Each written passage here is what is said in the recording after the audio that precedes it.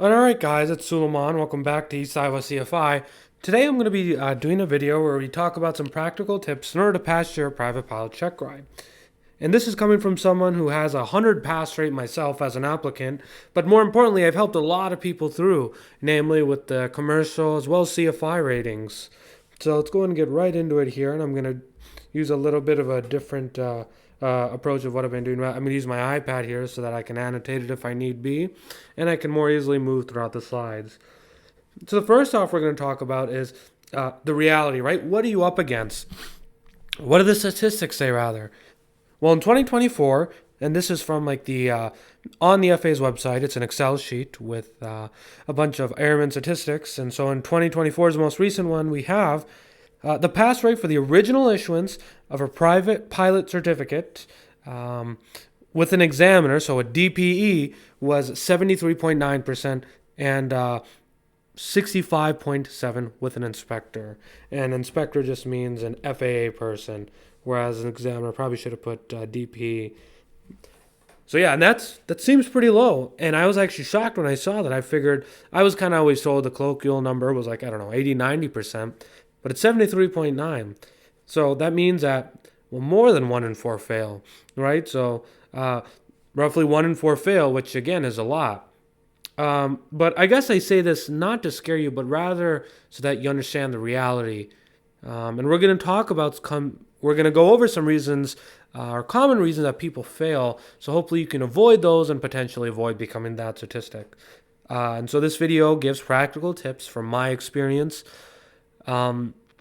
Yeah, so the first thing is get your paperwork in order. So first thing's paperwork, right? So that includes another thing I guess I forgot here was IACRA. So the first thing is total up your logbook. If you have a logbook, every page should be totaled, as should the one you're on when you're taking your check ride.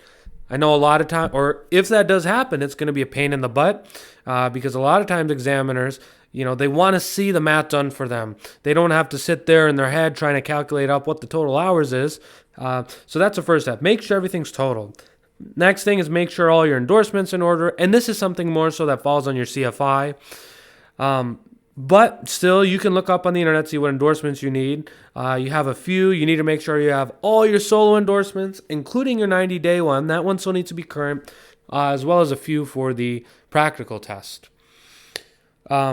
Another thing is make sure you know how to read the maintenance logs. I actually didn't when I went through, and I've realized, I was lucky my examiner didn't actually have me, but on my instrument, the first time I was ever asked to read a maintenance log was on the check ride, and as you can imagine, that's not fun. So, and it's not hard to read, rather it's just the pressure of trying to read something that's new. So make sure you know how to read your maintenance logs, and ensure you have them on hand. Don't just rely on the cheat sheet your flight school gives you. And that's what I relied on for my private. And then on my instrument, examiner was out of house, which examiner should be asking anyway, but that doesn't matter. I gave him kind of the school cheat sheet. Okay, 50-hour due then, this AD dues then, but it's not the actual maintenance log. So make sure you actually have them with you on the check ride. A lot of times, if it's an old airplane, they're going to be big. It might be in a plastic bucket. Doesn't matter. You need to make sure you have them. Make sure you know how to read them as well. A common thing to do, or an easy thing to do, is to have them out. So the night before, or if you're the last person to fly the airplane, or rather have access to the maintenance logs, because side note, those are usually not kept in the airplane. In case the airplane crashes, basically, right? Because they want to be able to see, okay, what was done leading up to it. Yeah, so it's another thing. So yeah, though these maintenance logs are usually not kept, or they shouldn't be. It's best practice not to, because if the airplane goes down, we want to have a way of seeing what was done to it. But again, make sure you know that is. My flight school, it was all the way in the maintenance shop on the other side of the airport. Where I'm at now, it just, it's just across the hangar block. So just make sure you have those. Enough about that. With regard to your written, so what you can do is when you take your written, when you do, or if you've not already, and assuming you don't get 100%, if you do, that's great, but most people aren't. you're going to be told what you got wrong in terms of codes. And those codes are related to the ACS. So you look up ACS, or Airman Certification Standards for Private Pilots. You can find the whole ACS, and in there are a bunch of codes. And the things you miss on the written, there are codes there that correspond to certain tasks, whether that's risk management or knowledge or what have you. Or knowledge, sorry. And so what you should do is, on a Google Doc, put all your missed codes and then decode them, right? So, for example, if XXXX is what you have on your written, go ahead and convert it by looking at the ACS and then put it in plain English. So say, hey, this was a knowledge area about airspace. That way, for one, you and your CFI have a little easier time studying, kind of speeds up the process. You don't have to pay an extra 0.1 maybe for ground trying to go through that. And also, you can give that to the DPE, because a lot of times I have been asked, or not a lot of times, I was asked once before to decode it. And the other times, the DP's kind of just looked at it, and they've been looking back and forth between the ACS. So it's kind of just a nice gesture to them. But most importantly, you should do it for yourself so your studying's a little easier. Because the DP is supposed to ask you, make sure they cover content related to what you missed. Other thing is big thing, get your password. Make sure you know your password. I know I have a MacBook, and, I didn't have access to it, or I forgot at home or something on my Checkride, and that, fingerprint or whatever password save feature is real nice. Except sometimes you don't remember what you made your password as like 6 months ago. So make sure you write that down, have it on paper, because I had to log in somewhere else on a local desktop, and I don't know what the hell my password was. So that was a pain in the butt. And I know also I've heard a lot of examiners saying that is like a huge pet peeve, because that is often a big time waste trying to figure out that archaic website. But yeah, make sure you're signed off, obviously. And yeah. And I know, okay, so another thing, annotate the ACS. So I didn't do this for my private, but what I'd recommend doing is, so just get a blank copy of the ACS. Probably a Google Doc is the best option. And for every knowledge, risk, and skill, a skill item might be a little hard. Risk you should be able to do. Just write down some things about it. So if you're looking at a certain part, okay, for example, we have X1, X2, X3, write down, okay, maybe it's talking about airspace. I'm going to say, here's what this is, and here are some things to know, like regulations relating to it, as well as potentially chapters in the PHAC or the Airplane Flying Handbook, etc. So yeah, do that for all of these, same thing. And again, if you write it down on paper, it's probably best, but computer's fine too. But yeah, because again, ACS is the rubric for the Checkride. When the examiner comes in there, he doesn't come in just willy-nilly and say, okay, let's see, watch him do all this thing. I think he's a good pilot. I think he's competent to be a private pilot. No, they're evaluating based off what the ACS is, and you have that with you. You have that rubric with you. So make sure you know what every section is about and every little line is. Because if you know everything on there, in theory, you should be able to know everything on the Checkride. And the harder parts would be more so the application. And that's another thing. So when you're writing these definitions down, as well as saying where things are, you also could write down some examples. Okay, we're talking about this, and here's a regulation, blah, blah, blah. Here's an example or scenario I can envision in which this happens, and just practice extrapolating out these rules and regulations to those. Because a lot of DPEs, the way they run the Checkride is through scenarios. So the more you get comfortable with that, the better. Now, you could buy pre-made ones, and so that's what I did for one, for my CFI, actually. Not even lessons plan, just literally the annotated ACS. And those are pretty helpful. You can go through and study, but always writing things down yourself helps you remember them better. But yeah, just have an annotated version of the ACS somewhere that you've gone through. Ideally, you've made it, or you can buy it. Because again, ACS, That is what the DP is going to use in order to determine whether meet the or you have the competence to become a private pilot or whatever check ride is you're taking. Okay, next thing, read the POH. So like actually know your airplane. You should, if someone asks you or your DP asks you questions like, hey, what is the voltage of the alternator battery? Those are not things you should have to look up. Probably not going to fail if you need to look them up, but those are things you could just, hey, memorize off the top of my head. Okay, it's a 12-volt battery powered by a 14-volt alternator. How does the fuel system work? Well, it's gravity-driven, goes through, fuel selector, strainer, carburetor, whatever order it is. You want to make sure you have all those basics things kind of as instinct. And so the way you can do that is read through your POH multiple times, and I guess I know that can sound strenuous. I always did that just because I actually kind of found it interesting. I kind of skimmed through it. Sometimes I'd read a little deeper, and every time I read it, I'd pick up something maybe I missed the time before or what have you. So I just recommend reading through it multiple times. And here, as I say, know your limitations and emergency procedures like the back of your hand. And especially something like emergency procedures, I know that I've seen things on the internet where people, the first thing they do when they have an engine fire or some sort of critical emergency, they pull the checklist out. And that's not really practical because you often don't have time to waste doing that. And at the airlines, that's not what they do either. They first run a quick flow, and then if they have time, they can run a checklist. And that's what an examiner I've took a lot of check rides with, and I know a lot of people who've took check rides with him, and I've spoke with him at length. The thing he says at the beginning of the check ride is, this is an open book test. But there are some things we need to have committed to memory, right? Like how to deal with an engine fire, for example. So all that tangent is basically to say your limitations, max takeoff weight, maneuvering speed, etc. Emergency procedures, this should be the back of your hand, as well as, basic system knowledge. Like battery, alternator, voltage.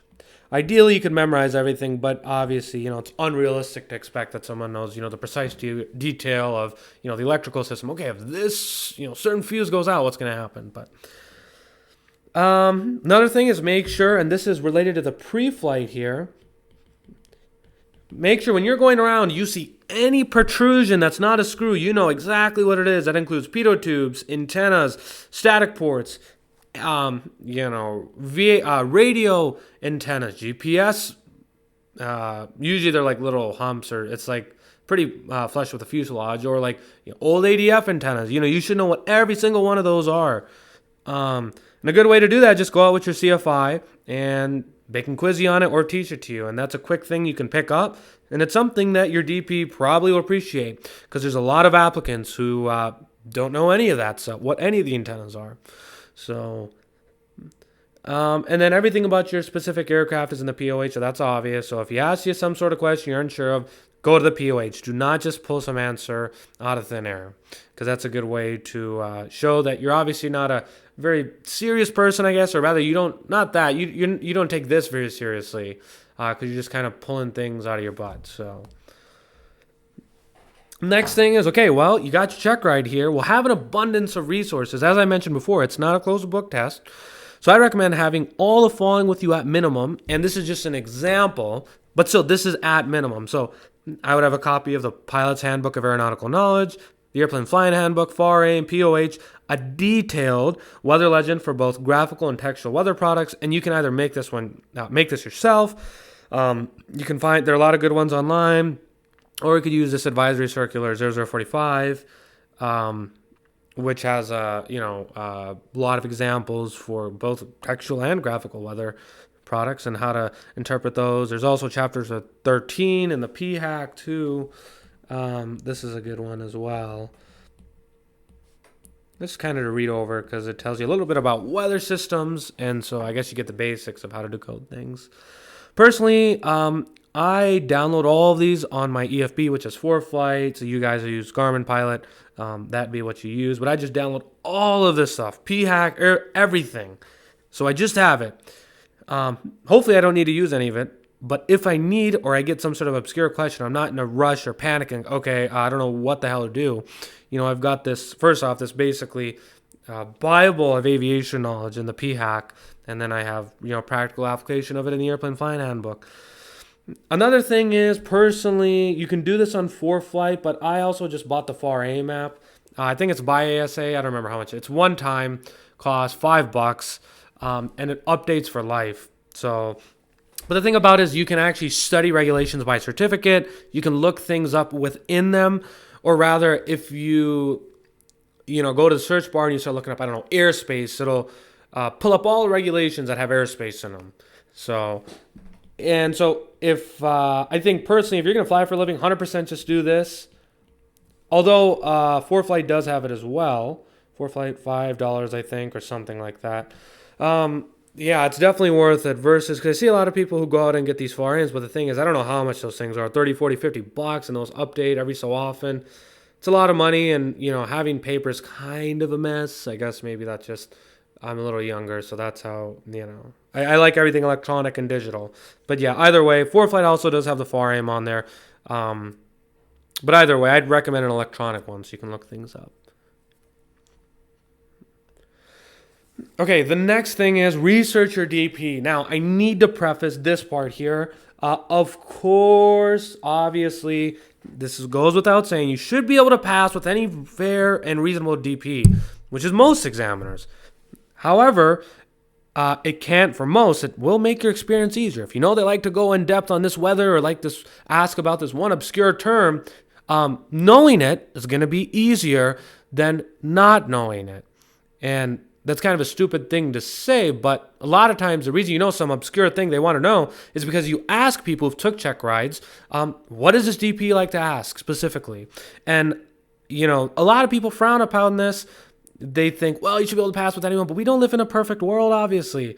But still, most DPs are fair. It'll just make your experience easier. However, if you're with that one sore apple or sore thumb or whatever you want to call them, it could lead to a pass. That wouldn't have happened otherwise. So, but yeah, I kind of talked about that first to get that out of the way. But I basically kind of said this: just make sure you research your examiner's tendencies and focus areas. If you're at a flight school, local flying club, just ask people. If you're looking for a DP, just ask around. Who have you used? How's your experience? Do you have any write-ups? Speaking of write-up, that's a good thing. It's kind of self-explanatory, but it's basically just a description of the check ride. So if you don't have a check ride schedule, you can look up on the FAA, on their website, look up DPs, and then you could look their name up on the internet, see on internet forums what they think. Or their experiences, reviews. Obviously take those with a grain of salt, but also people you can ask around, hey, have you took a check ride with this person? How was it? Ask them if they have write-ups and things like that, as well as what things they may focus on. Now, the thing is, some DPs, you're supposed to change your plan of action, mix it up, because obviously, you don't want to get into a situation where you're given the same check ride and then people kind of catch on to it. But the truth is, and I literally know some people, who never change their plan of action unless they have to, unless the physio says, okay, you got to do something. Although some do regularly, but most I know, it stays roughly the same.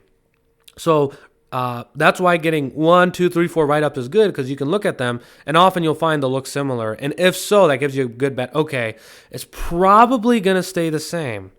Now, you should assume they will here. So although, if you see on the write-ups, it's always the same people you talk to, it's the same. You should assume that, okay, here's a one day, FAA is going to come and I have to make sure, or my examiner has to make sure he's changing it up. Assume they're going to give you some random check ride. However, if you have extra time to study and, during your studying, you should focus more so or emphasize what that DP is known to emphasize or focus on.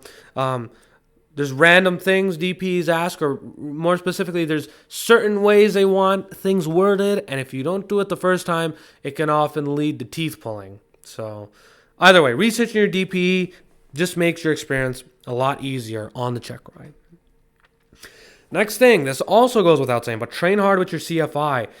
It's a lot better to, in extreme case, go home crying because your CFI was hard on you rather than failing the check ride. Your CFI should be tough on you. And so if they are, though, the check ride should feel easy. Another thing, be intentional about pre-check ride flights, right? If you're done with everything, getting close to Checkride, don't just go up like, oh, we're going to see what we feel like today. No, have a plan. All right, today we are doing a mock Checkride and simulate the Checkride exactly. And yeah, so another thing is practice oral constantly with your CFI, as well as you could use a book. I think it's called Michael. It's the name of the author. Private Pilot Checkride. If you just look that up, that'll be enough. But it's basically an oral exam guide. So you can give that to someone who's not a pilot, and they can just ask you questions on it, or they can ask you questions, and then you can give an answers, and they'll tell you if it's right. Because having a CFI, or rather doing a bunch of ground CFI, can be expensive. So another thing is make sure you do orals or do a mock oral and flight, at least one with another CFI, just so you can get another opinion here. Another thing is, if you feel ready but are not signed off, if you truly vehemently believe that you are ready but you've not been signed off, just get a second opinion. I note here, in an ideal world, this would be rare, but it's not, because we all know that there are a lot of flight instructors, and when I say a lot, probably, unfortunately, half the ones I've dealt with, as well as just talking to other people across the country, what they've dealt with. It's something they've dealt with, I guess. So a lot of they abuse their CFI certificate. They'll say, oh, we need to go up, do this cross country, that. They'll basically waste time. They just want a time build, go to the airlines, move on to the next step. So they'll kind of just chew the money out of you or run you dry. So I know someone who it took him almost 150 hours for his private, although he probably should have been done at 80, because even though they were done with all the requirements and they were at what should have been the mock Checkride stage, their CFI was saying, oh, let's do a cross country today, which is unfortunate. That's a thing. But again, if you really believe that, get a second opinion. Or talk to your chief CFI. If you feel unready but you've been signed off, your CFI, and this is not in a demeaning way, rather it should comfort you that they've kind of been around the block and they have more experience than you, so they would know what ready looks like. So if they say you're ready, you probably are, but if you still feel unready, you just need to study more. That's it. There's nothing else that's going to help you or ease your mind. You just got to study more. So another thing, this is an oral tip, more so oral tip, a little bit on the flight. Be thoughtful and intentional with every word. Be precise when you're speaking. So saying something like alternate statics or alternate air source, either if you're because you're lazy or if you just slip up, instead of saying alternate static source, if that's what you meant, can dig you in a hole you never needed to be in. And so you could potentially get into one you won't be able to get out of. And so that could lead to a bad situation. So just answer the question as it was asked. And when you're talking, don't rush through. Think, okay, what am I going to say here? I want to make sure I'm precise when I speak. I'm not using lazy terminology or lazy with my thinking or sentence construction here, because that could be misinterpreted as either not knowing something or misunderstanding something, even if you don't. As I said, if you don't know something, use your resources, right? Oh, God, that was a horrible line here. I don't want to cross it out. Let's try a different color here. Okay, yeah, if you don't know something, you have your resources, right? Your FAA resources, so refer to those. The next thing here kind of ties in what I said before, but don't overtalk. Answer the question precisely.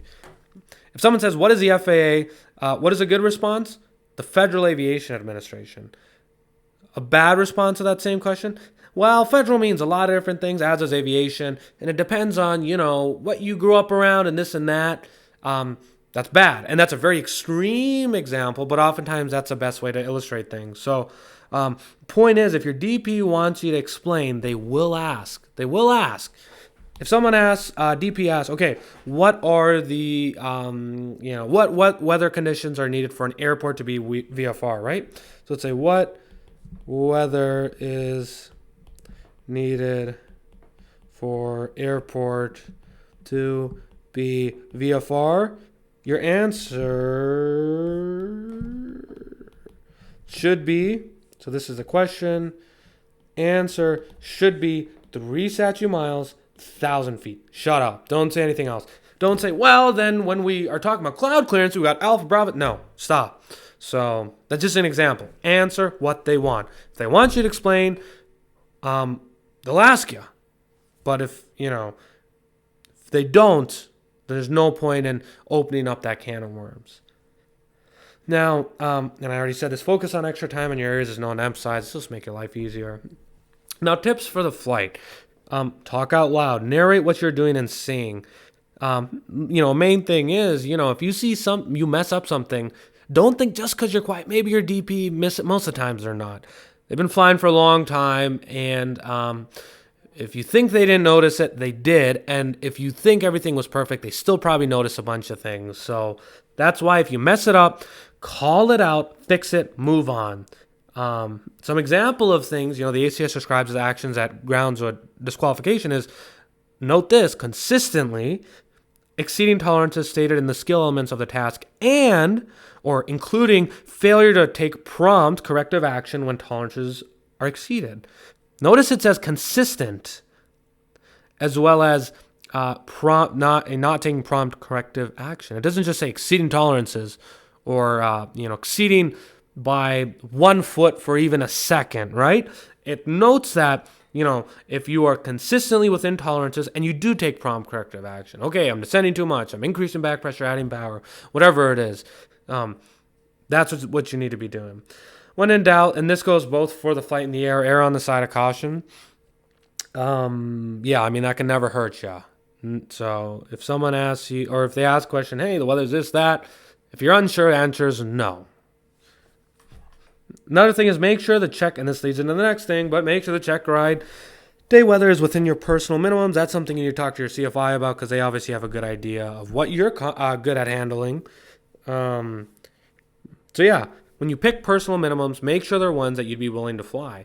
Because if you say, hey, my max crosswind limit's 15 knots, which is the airplane one, and you get to the Checkride and it's 15 knots, and you get, no, I'm not comfortable. They say, really? So what are your personal minimums? Do they not mean anything? So maybe they should actually be 10 knots, 5 knots. Honestly, think with yourself, under what weather would you take the Checkride? And saying 0 knots of wind is not really a realistic answer because that's not the world we live in. If you can't handle taking a Checkride with 5 or 10 knots of wind, flying, if you cannot handle it, you probably shouldn't be flying. Because where I'm out here in the Midwest, there's very rarely a completely calm day of wind. So, if you get your license, you're probably never going to fly. For personal minimums are no wind. So, not to say that it should be something insane, but make sure you know what they are. So here, set your personal minimums, stick to them. Make sure you'd be comfortable flying those in conditions on Checkride day. So, for example, maybe your honest truth is, hey, for wind, it's, let's see here. Max total maybe is 10 knots. That's pretty reasonable. And max crosswind is 5. So you write that down somewhere, and then you look on the Checkride. Okay, is this within my personal minimums? Yes, let's go flying. If not, then no. I know I've seen on the internet Seth Lake. He's a pretty big YouTuber, examiner too. He describes a situation where, if you say that my personal minimums are 10 knots of max wind in the oral, and then you go out and the wind is, like 20 knots or something, and you go out and start that engine, that is a grounds for failure, because you're not sticking to your personal minimum. So, Another thing is, again, have your resources ready for personal minimums, everything. And then, again, consult your CFI for go, no-go decision because they have a pretty good idea of what you can handle. Because a lot of times when you're flying, you are not your own best judge or critiquer. And you learn, especially when you become a CFI, watching someone else is a lot easier to give critiques, more accurate and detailed critiques when you're not the one flying. That's kind of self-explanatory, but it's kind of pretty stark realization to have when you actually become CFI. Okay, next thing is showing up ready. So treat it like any other professional exam or finals or midterms, whatever. So make sure you sleep, eat something, probably not too much, stay hydrated. Do what you need to do. I know a lot of people have a hard time sleeping the night before Checkride. That's normal, but try to have some sort of human routine is what I'll say. Show up early. That's huge, right? Because a lot of times you don't want to get there and all of a sudden you're running and now you're in the chair, the checkride room, examiner's classroom. You're out of breath because you just got done with the drive and traffic, and you ran inside. Get there an hour early. You have some time to set up the checkride room, and then just sit down, relax, maybe get a snack or whatever it is you need to do to calm down or relax. Even if you don't calm down and relax, at least you'll be in the area where you can take the checkride. So you'll be a little more used to that environment than if you just ran in. Show up to the conference room, like I said, before the examiner arrives. Put everything on the table so it's easy for them. This includes things like your pilot certificate, student pilot certificate, medical, photo identification, all the endorsements, maintenance logs, your written, the fee, and this includes all solo written endorsements. So you need to bring actually, you think maybe if you pass the written, why would I need the endorsement? But they still need to see that you're qualified to take it. So you need to have your original endorsement for the written. Another thing is obviously dress professionally. You don't need to come in a suit and tie, obviously, but probably shouldn't come looking like a bum, like you rolled out of bed. So if it's summer, wear business casual, something you'd wear to the country club, or just a polo t-shirt or whatever, and some like khaki shorts. And if it's winter, then maybe a little suit wouldn't be a bad idea. It's gonna be cold anyway, so. All right. Now, if you blank out, what do you do if you're in the checkride room? Someone asks you something. Maybe it's not a hard question, or maybe you just are like, "Oh my God, I can't think right now." Just take a breath. It's not like this guy's a guy or girl examiner's a Terminator. Most examiners I've talked to, well, all of them have been on the other side, right? Some people handle stress in terms of how they react to, they react better to stressful situations, but still, every examiner has been in your shoes of, being new, just finishing all the requirements and about to take a big check ride. So they should know, they definitely all do know what it's like. And most of them show some sort of compassion. They're not going to hug you like your mom or anything, but they'll be patient. And so all that to say, don't be afraid to ask for a break. Say, hey, I'm just, having a blank out right now. I think I'm nervous or something. That actually might not be a good thing to say. Actually, just say you want to go to the bathroom or something if you need a moment. Say, actually, can we pause here? Let me go to the bathroom. Just calm down, collect your thoughts. Another thing, if, you're maybe in the bathroom, going to the bathroom, quote unquote, or if you're just sitting there, remind yourself, again, you would not have been signed off if you're CFI, again, and this is not to demean you, but the person who has more experience than you did not think you were ready. They wouldn't have signed you off because it goes on your CFI records. If you fail, it's going to go on the records. And most CFIs I know care because a lot of job interviews look at it. And it also could include you from having things like a gold seal or getting your gold seal certificate, which, a lot of CFIs want. Again, do your best. There's nothing else you can do. Remember, at the end of the day, it's just a check ride, not the Hunger Games. So if you fail, your examiner's not going to throw you out of the airplane, then you're going to die, right? You're just going to have a notice of disapproval. You're going to have to come back and do it again, or do whatever you messed up again. The debrief, bring a pen and paper. The debrief. Bring a pen and paper, whether you pass or fail. Probably more so important if you fail, but still, take notes and don't zone out. So not only will you probably get some valuable advice because this DPE, he or her is a very experienced aviator, it's also something, if you take a check ride with them in the future, something to remember, hey, this person really cared about what I had to say and they respect me and they take this serious, so that's just going to kind of change your mental framework when they approach a check ride.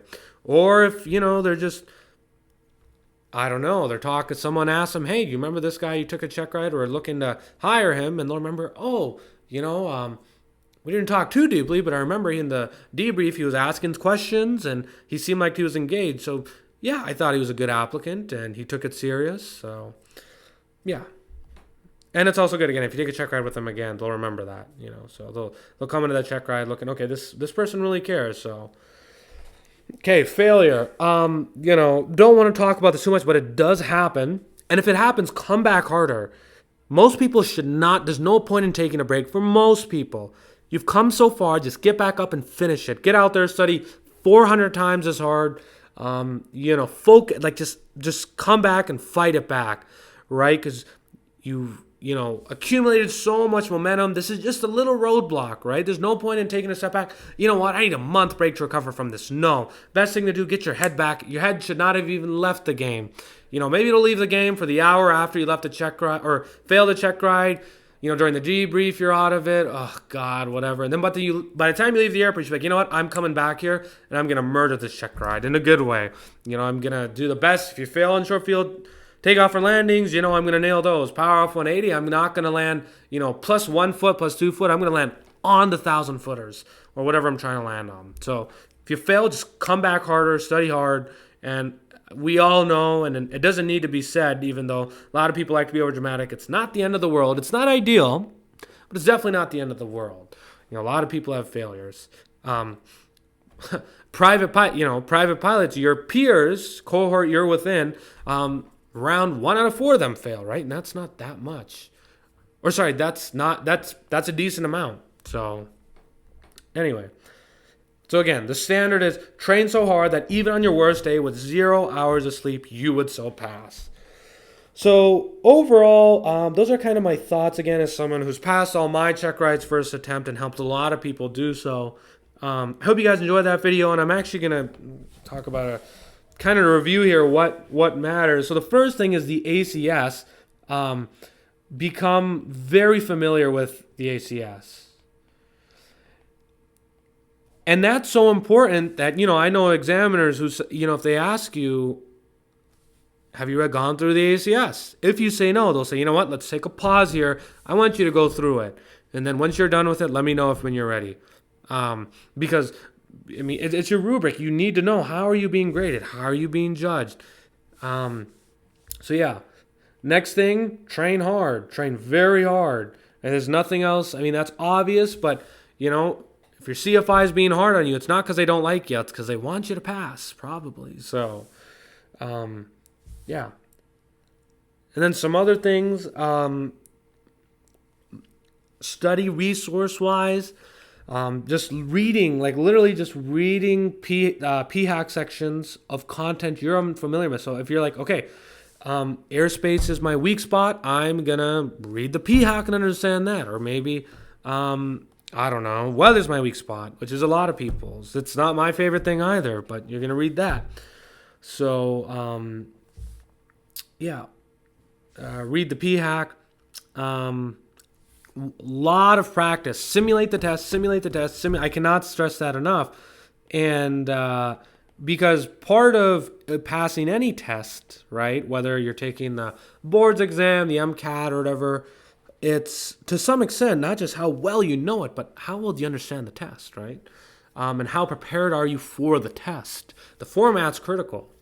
And so, yeah, make sure you simulate. Okay, when I do mock rolls, I'm going to sit in a room. CFI is going to sit on the other end of the table, and we're going to, just do this like a check ride. They're going to be stone-faced, just acting like a DPE. Same thing in the flight. And yeah, so just simulate the test as it is. And then there's a lot of good resources out there of what you need on check ride day, everything to bring, because I know it's easy to forget. So just, I'd actually do that as soon as you can. Make a checklist of things to bring on check ride day, things to bring.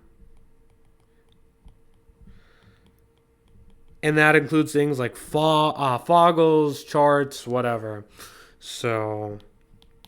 yeah. And ultimately, just fly like you would normally would. Don't try to do some new trick to impress a DPE, or not new trick, but don't try to spice things up to impress them. Do what you have done in order for your CFI to say you're good. And that, guys, was the end of this video for some tips on how to pass your private pilot check ride. If you have any questions, comments, feel free to leave them in the comments below, and I hope you guys enjoyed. I plan to make a series on this for all the check rides I've took, instrument, commercial, CFI, and all that sort of stuff. So I hope you guys enjoyed that video, and have a good rest of your day.